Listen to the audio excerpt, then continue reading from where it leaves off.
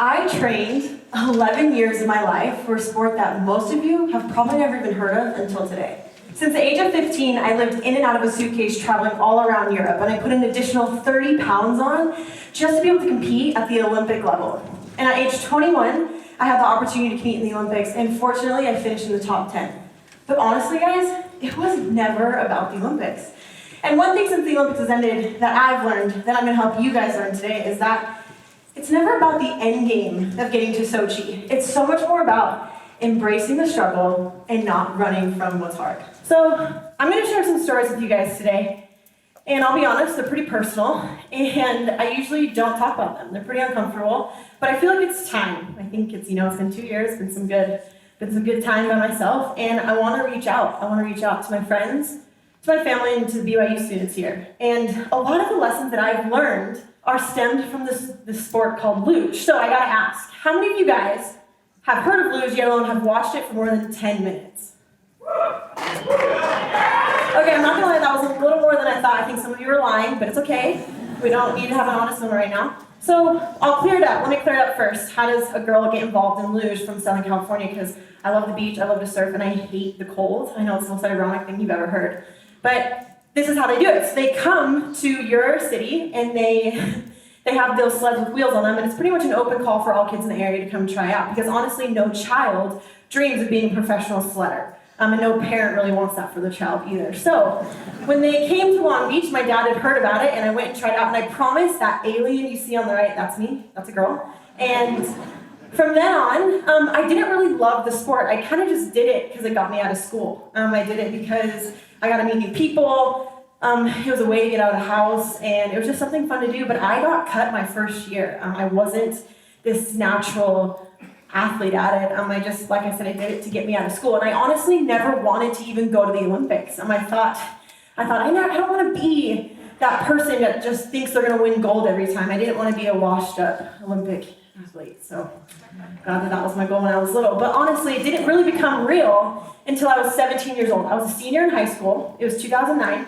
And I had the opportunity to be in the Olympic trials for Vancouver. And so as I went through the Olympic trials process, I ended up missing it by 2 spots. And so it was in that moment when I had to realize, I had to decide if I was going to go another 4 years till Sochi. Because let me remind you, this is not an after-school sport. This is not like the Super Bowl where we get to compete every single year. I mean, we have world championships, but the Olympics, people only care about us once every 4 years. I want that to sit in, okay? Let that sit in for 2 seconds, okay? So I had to decide, okay, am I gonna go for this? Am I gonna get after this? Because like I said, an athlete's life happens in increments of 4 years. So my Olympic years were 17, 21, 25, and 29. So on that 4th year, every athlete knows this. You can list off your ages just like that. And on that 4th year, you have to be peaking. You have to be on the top of your game, which means on the 3rd year, you gotta be on the rise. And so on my 3rd year, I probably had the worst season of my life, and I was gonna quit. I didn't even want to try to go for the Olympics. I thought, how I feel right now is not worth any medal. And my parents actually flew out for the final race of that year because they thought, okay, like this is it. This is the last time Kate's gonna be on ice. And so when I went through that season, I came back and I thought, okay, I gotta try for this because strictly, I know in like 20 years, my kids are gonna come to me and they're gonna say they wanna quit.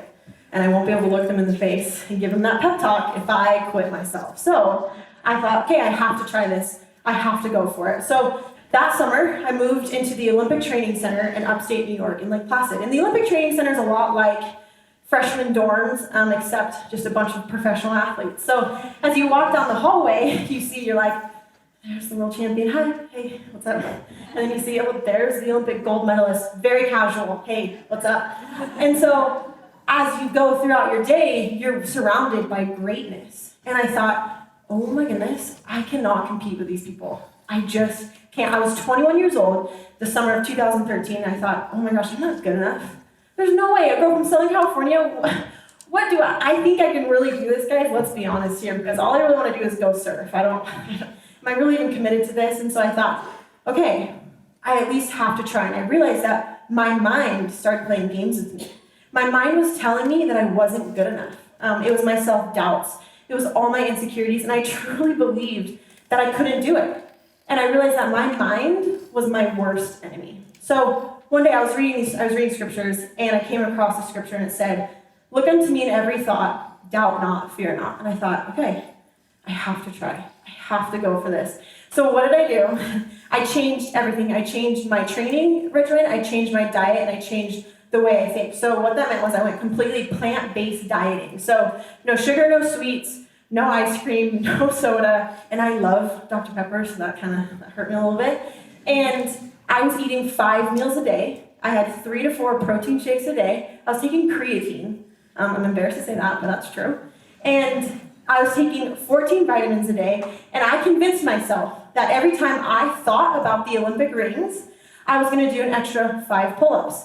I was going to go run an extra mile. I was going to go do an extra 10 squats. And I was convinced that if I thought about the Olympic rings and I didn't do it, I wasn't going to go to the games. And I'll be honest, living in the Olympic Training Center, you're going to see the Olympic rings pretty often.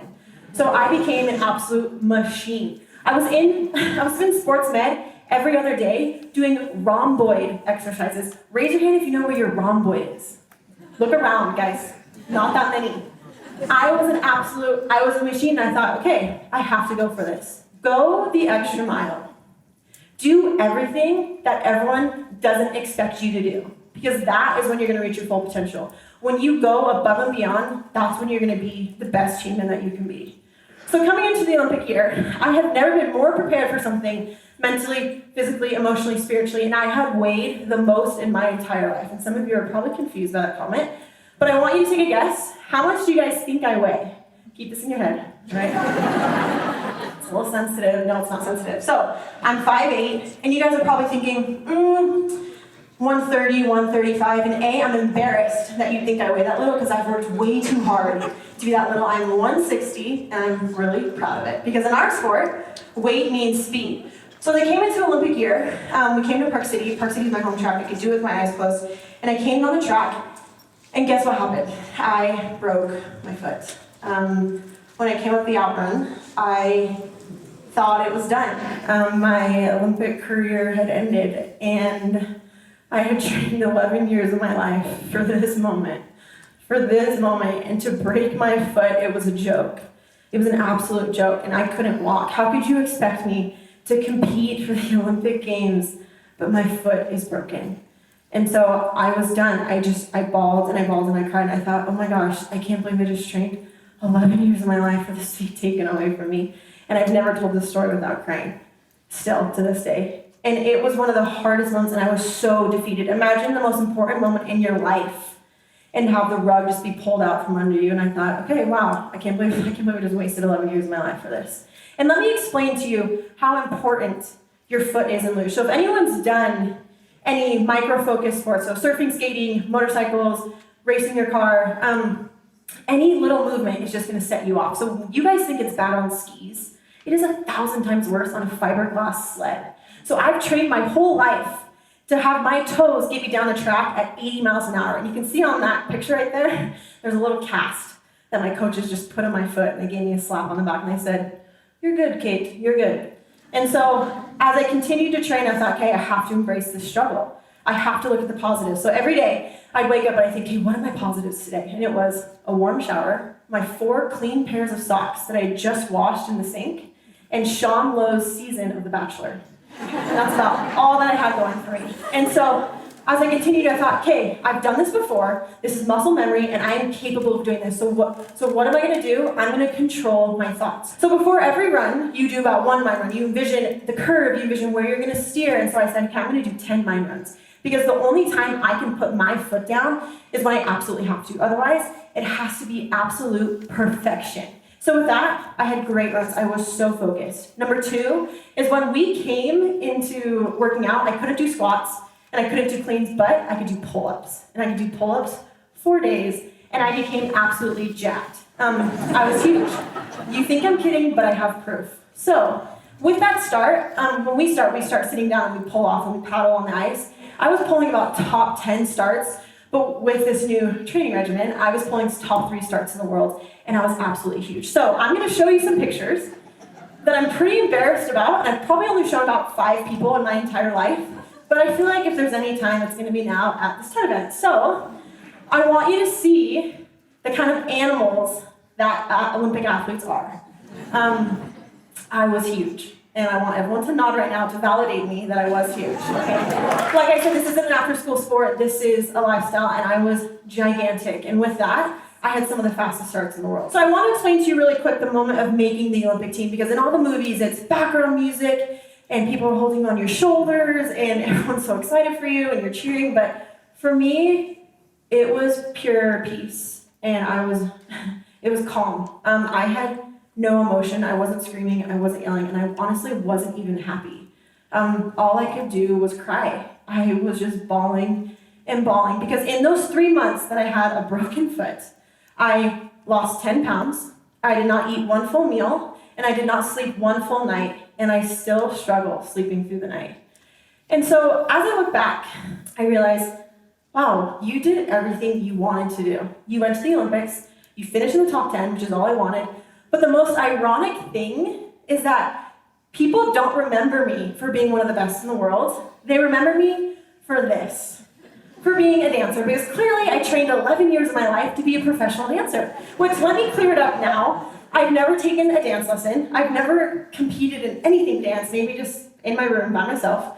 I'm not a dancer, I just like to bust a move. So when I went to the Olympics, people don't remember me for that. They remember me for this, which is the most ironic thing, and all my friends could tell you that it's actually a joke. They remember me for the person that I was.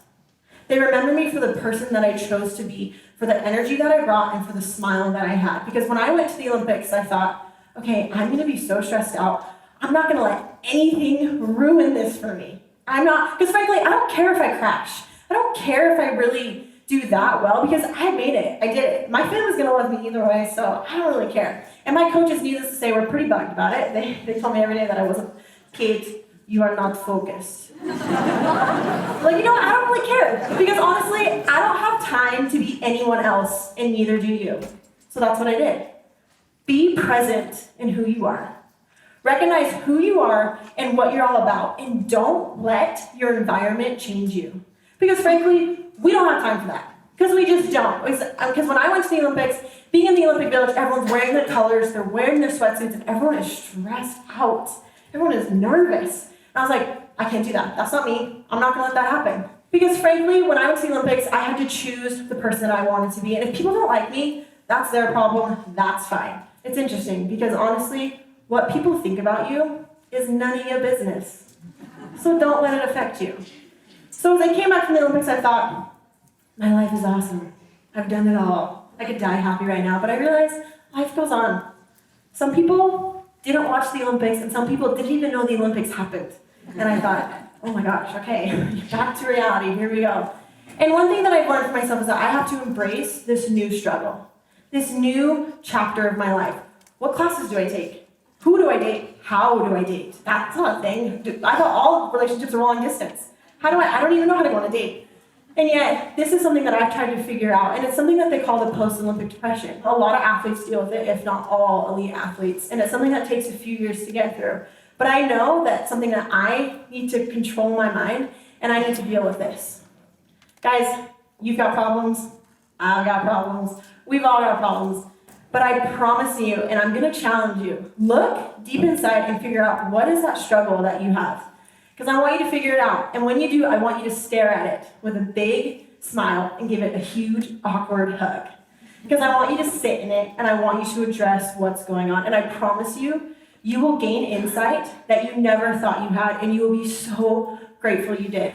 I have this life coach in my life, his name's Greg Madsen, and he one time told me, he said, when challenges in the moment seem insurmountable, but when you look back, they are blessings in disguise. And I know you will feel the exact same way. Looking back at my career, I realized that 90% of my career was failure.